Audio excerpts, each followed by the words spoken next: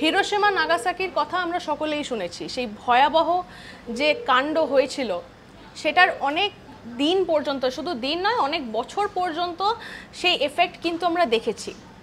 জানেন, এমন একটি গাছ রয়েছে বা এমন একটি বনসাই রয়েছে যেটা কিন্তু হিরোশিমাতেও ধ্বংস হয়নি। এর বয়স প্রায় 400 বছরের কাছাকাছি হয়ে গেছে এবং এটি এখন একটি মিউজিয়ামে রয়েছে।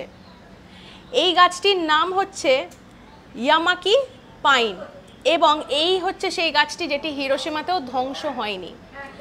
এই গাছটিকে পরবর্তীকালে জাপানের তরফ থেকে আমেরিকাকে দিয়ে দেওয়া হয় এবং সালটি হচ্ছে 1976-এ।